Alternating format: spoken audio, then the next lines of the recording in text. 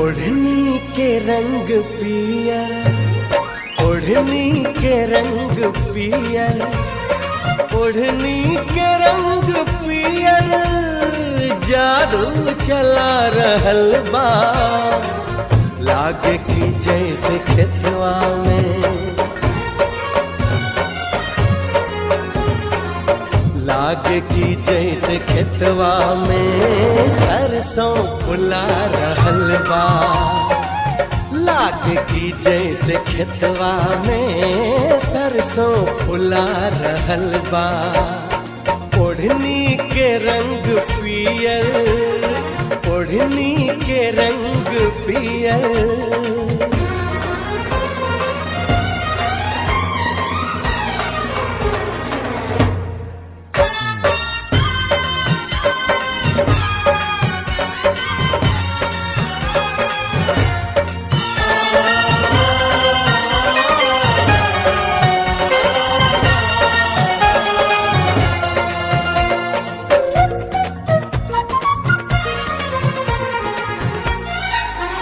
मारे हवा के झोंका, लहरे लखलल के सिया, खुद फूल बन गइल बा, खुशबू से भरल दहिया। हमारे हवा के झोंका, लहरे लखलल के सिया, खुद फूल बन गइल बा, खुशबू से भरल दहिया।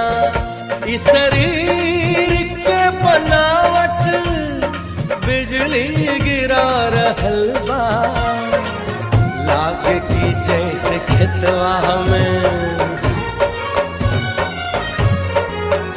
हाय लागे कि जैसे खेतवा में सरसों फुला रहल बा। लागे कि जैसे खेतवा में सरसों फुला रहल बा।